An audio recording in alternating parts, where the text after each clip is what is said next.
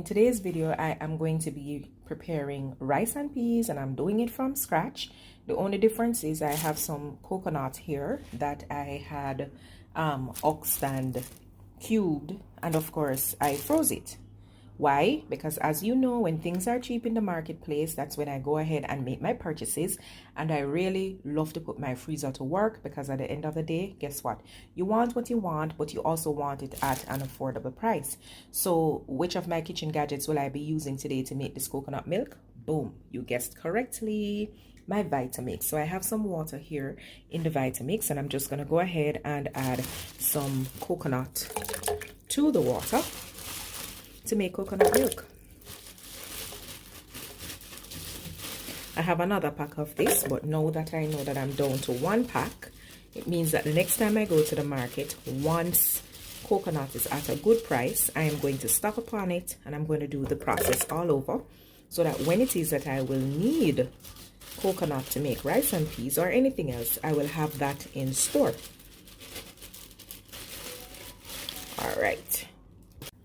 All right, so the lid is on, and it is now time to blend. I have my strainer here, and this is a cheesecloth kind of strainer. I kind of like this because it just does the work way easier.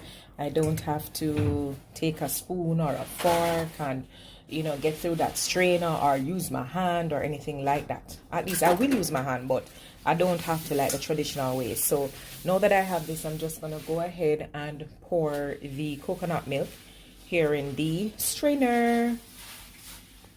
All right, so there it is. Look at what's happening in the bottom here. Nice coconut milk being formed. No stress, no worries. It's doing it nicely rich, thick and creamy. So while this is happening, my peas is on the stove. It's boiling up. It's almost done. So now that I've gone through that process, this is the coconut milk. It is ready. My peas is almost ready. And so once that's done, I'm going to go ahead and add this coconut milk to the pot and allow it to cook.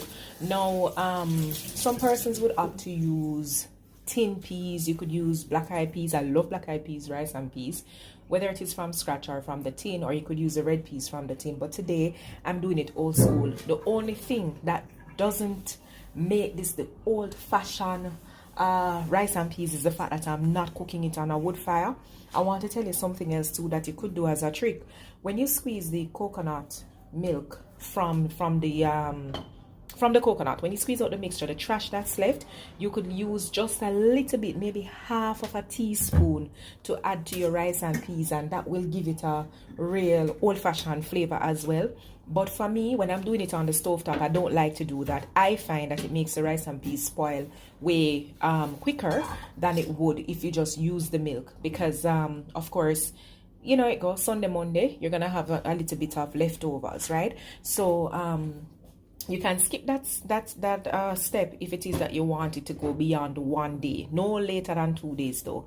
Also, here's another thing: you can cook rice and peas in a big batch, and you can also freeze and reheat for later if you would like. All right, so that's another thing. So anyway, as I said, waiting on my peas.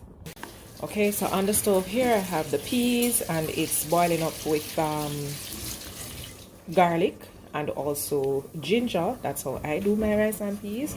Don't know what other people do, but once I'm cooking my peas, see here, I have my garlic pieces in there and my ginger. It's a must.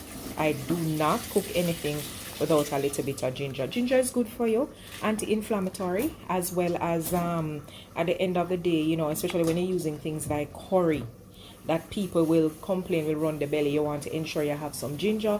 Or if persons are eating this, anything to do with coconut milk, you want to add some ginger just to ensure that the stomach will be settled, right? So I tell people all the while, if I ever cook anything here, you tell me say it hurt your belly, you have to be a liar, because I know that I have the remedy right there in the pot. All right, so I'm just allowing this to reduce a little bit more so that I could get even more redness coming out of the peas. And then I'm going to go ahead and add the coconut milk to this and allow it to cook through some more.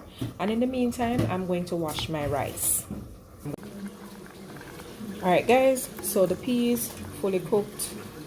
As you can see here, notice the color of the water. That's the kind of red that I like to see, that deep red, you know, give your rice and peas nice color. So I'm going to go ahead now and add a little bit of coconut milk to this, and I'm going to allow it to, just about that, nothing too tough, you know, you just want a hint of coconut milk. Ooh, mix this around. To this now, you could actually add things like clove and pimento if you'd like, so that every single thing will become infused in that coconut milk goodness even before adding the rice. That's a good thing, because you know you're gonna season your pot when you add the rice. That's where you put in your scallion, that's where you put in your thyme, that's where you put in your good old scotchy, all right, just to give it that flavor. But as I said, I like to season as I cook up, that's what I call it, or as I build up my recipe, I like to season. So remember that the garlic and the ginger was already in it from when the peas was cooking. At this point, I would probably add some cloves or some pimento seeds, or even a little bit of French thyme. I think that's what I'm gonna put in this rice and peas today. I'm going to be adding some French thyme, and I have that in my garden outside. I'm excited. Thank you, Sophia, for sending me the plant so that I could replant. But I'm going to be adding French thyme to this recipe. Now, while I'm on the business of rice, here's a pro tip that you could follow. If you want your rice to come out nice and shelly as well, did you know that you can add 1 tea bag to it when it is going to steam up? Try it. Let me know how it turned out. You will thank me for this.